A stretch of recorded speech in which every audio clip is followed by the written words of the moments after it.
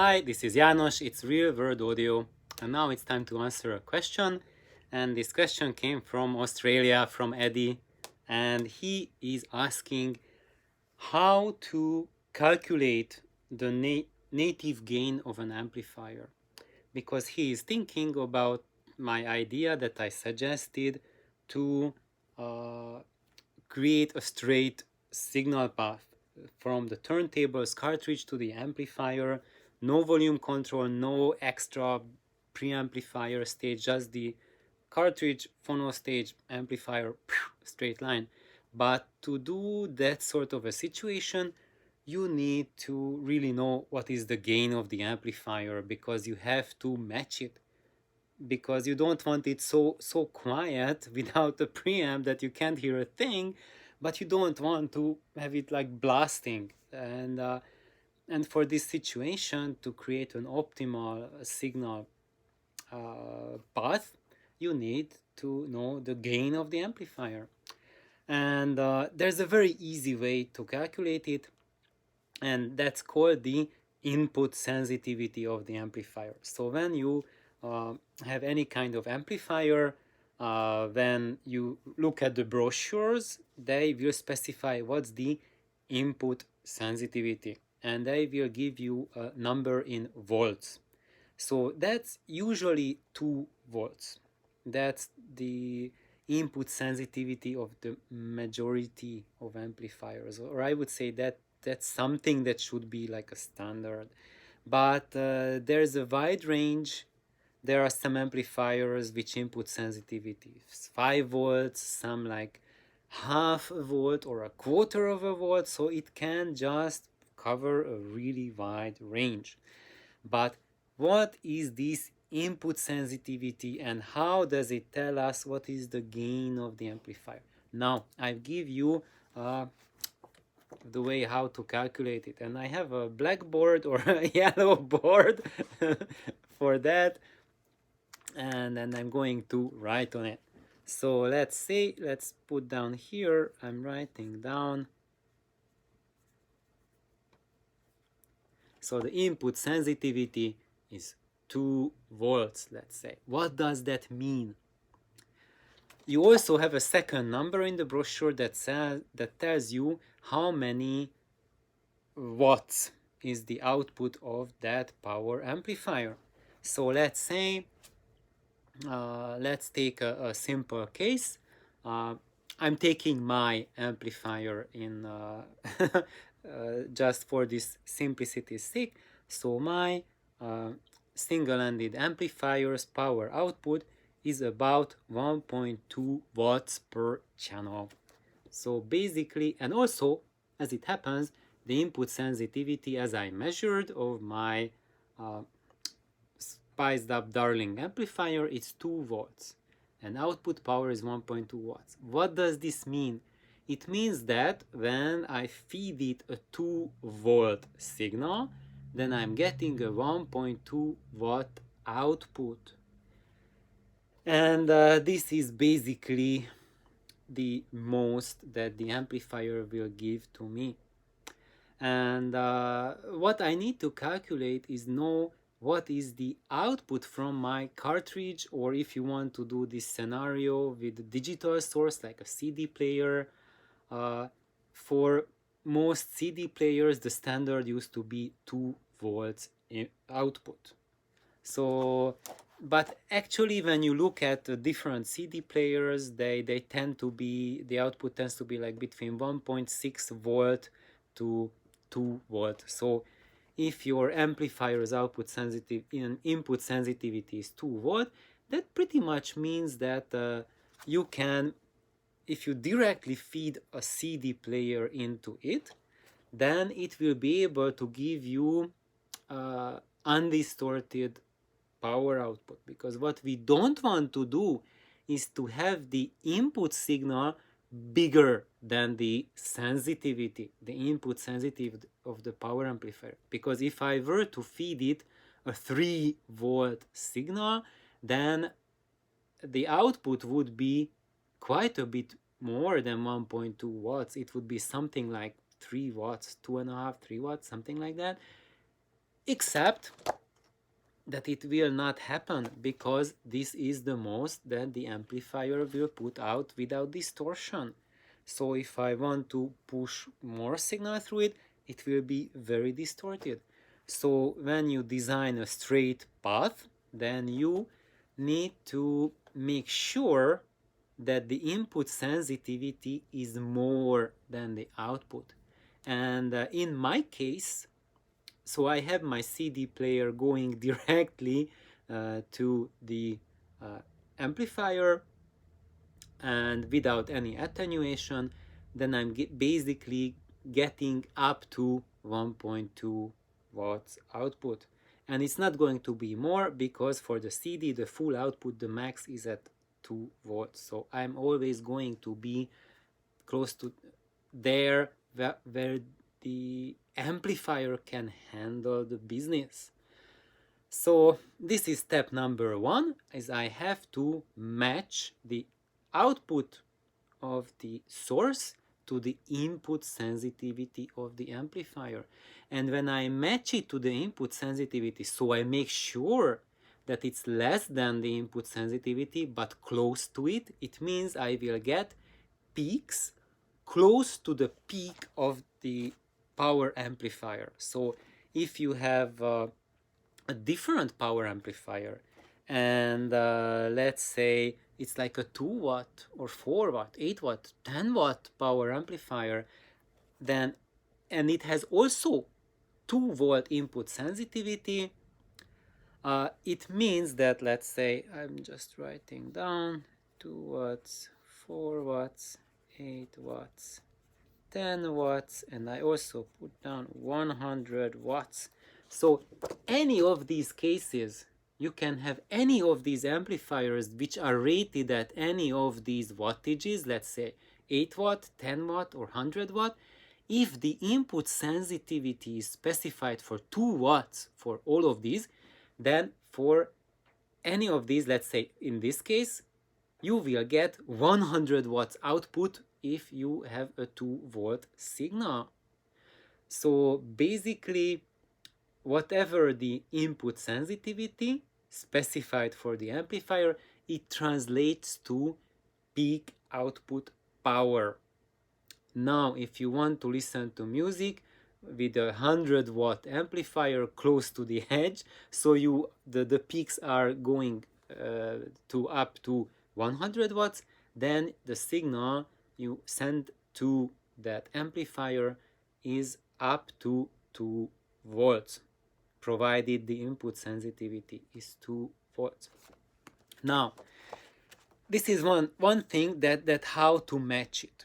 But now the second question, so now with this, when you keep this in regard, it makes sure that you are getting undistorted output from your amplifier. And the second thing is to consider how loud it's going to be. And for that, you need not just the output power of your amplifier, but you need the sensitivity rating of your loudspeaker. And whatever the sensitivity rating, that means if it's, let's say, if it's 92 dB per watt meter, it means that with 1 watt you are getting 92 dBs at 1 meter from loudspeaker in an anechoic chamber. Now, as you see, we have to do a little bit more thinking about it, because you are not going to listen in an anechoic chamber and you're going to listen to 2 speakers. So that's going to impact on the output as well. And also you are not going to listen to it 1 meter from the loudspeaker unless you listen near field. So if you sit really close to the loudspeakers, then that specification is telling you what is the loudness that you are going to get. But like, for example, in my case, I'm sitting 3 meters or like about 10 feet away from the speakers. So it means that the volume is going to be quite a bit lower than the rating of the loudspeaker, because I'm much further away than 1 meter. So basically each time you double the distance from the loudspeaker, you lose 6 dB from the rating. So instead of 1 meter, you sit at 2 meters, then you have to take away 6 dB from the sensitivity to get the volume at your listening position, provided you are in an anechoic chamber. However, we are not in an anechoic chamber, so that means that there will be reflections coming from the room, and they will add to the volume that you get from the music playing. So you are getting volume from the loudspeaker plus volume from the room reflections. And the smaller your room is, the more and the tighter the reflections are, and the greater the effect they will have on boosting the volume. And there's always, depending on your room size, there's a position that if you go further away from the loudspeaker, the volume will not drop below that, because the room is sustaining the overall SPL, the overall energy. So when I calculated my room, that distance is at about 2 meters. So if I go away from the speakers up to like 2 meters, then it's getting quieter and quieter and quieter. But when I go beyond the 2 meters, it's not getting quieter anymore, because the room supports the volume there. So basically that's one more factor that's going to alter what it's going to be for you. So let's now calculate with the numbers that I have. So I have 102 dB per watt meter speakers. So each of them has that output, and when you throw 1.2 watts at it, that's going to be more than 102, right? When is it going to be 102? It's going to be 102 dB per meter when you throw 1 watt at it. So 1 watt will give you 102 dBs at 1 meter. Now 1.2 watt will give you 1 dB more. So let's just correct this thing. So if I throw the peak 2 volt input at my speakers, I'm going to get 103 dB per meter. Now the watt went out because we multiplied with it. And if we have more power, let's say 2 watts, it means that plus 3 compared to 1 watt. So then we will have 105 dB. So 2 will give you 105, and 4, 3 dB more, 3 dB more, and let's just, I will just write down 108, 111, 112. Okay. I'm almost done here. So as you see, so if I use my same speakers and I put more power input into them, then I'm going to get, like in the case of 4 watts input power, 108 dB per meter. And then 8 watts, 111, 10 watts, 112. And if I jump up to 100 watts, then I'm getting 122 dB per meter. And I wrote these numbers down because you can use these calculations to get your loudspeaker and your amplifier. So if you have a 1 watt amplifier or a 10 watt amplifier, 100 watt, whatever, or in between like a 40 watt or 4 watt, if you go these scales, you see it's a logarithmic scale. So here it's 1 to 10. But if you have something like 40, then it's basically, it's like 4 watts, 108, plus you add 10, 118. You can calculate it easily like that. And also the same is true if you have less than 1 watt output power. If you have 10 times less than 1 watt, then we are taking away 10 dB, so then I'm getting 92 dB per meter for 0.1 watts. And now this is the case if you have one loudspeaker and you are sitting 1 meter away from it. Now what happens when you are in a real room?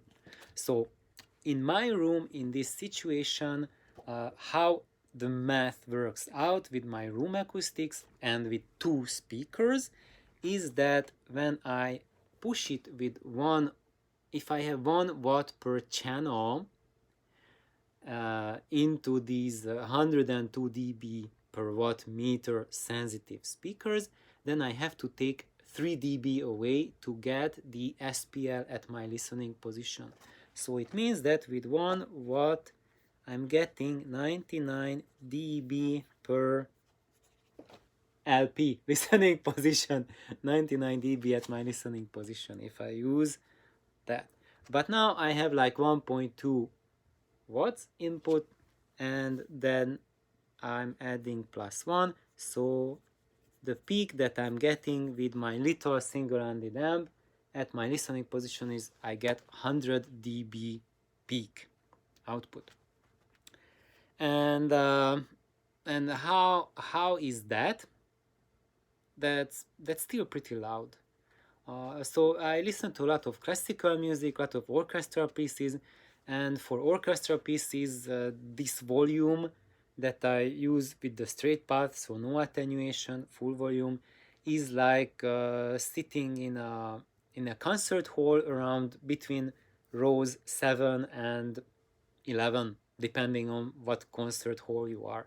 Not the concert halls are not equal, but somewhere when you are there in the real thing, that's how loud the concert is from those seats. Of course, if you go to the very front, it's going to be louder than that. There you can get like 110 dB or even louder.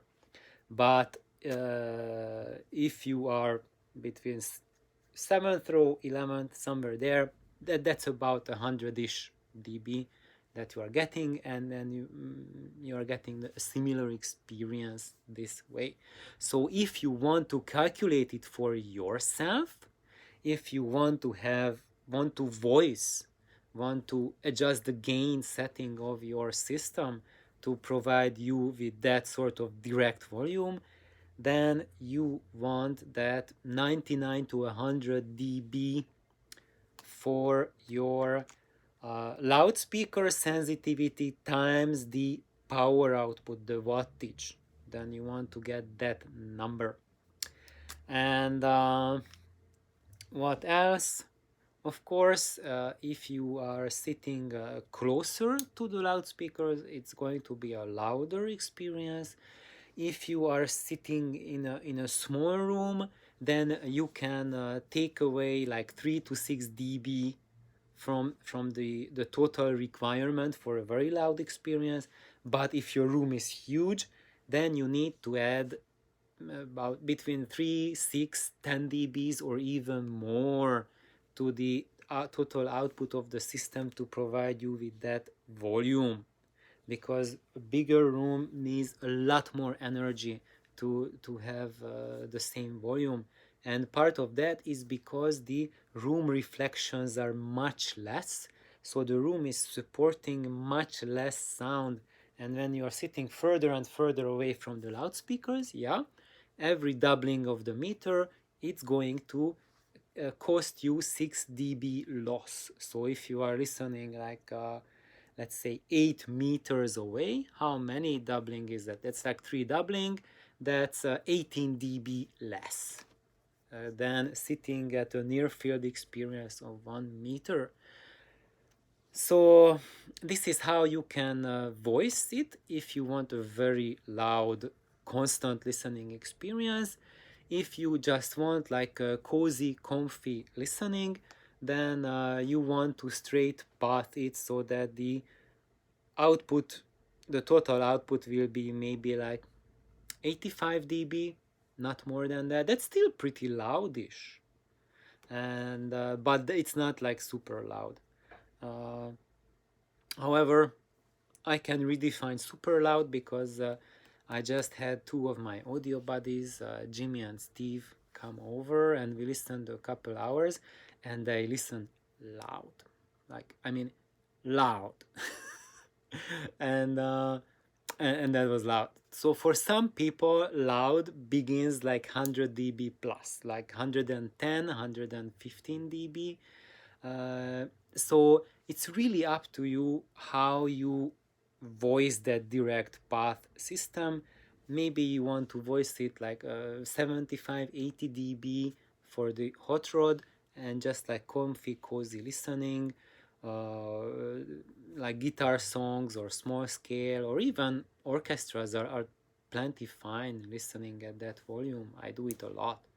Uh, so I think that's it about the gain structure, how to voice it, and thank you, Eddie, for the excellent question, and have fun with your project, and it will be really awesome.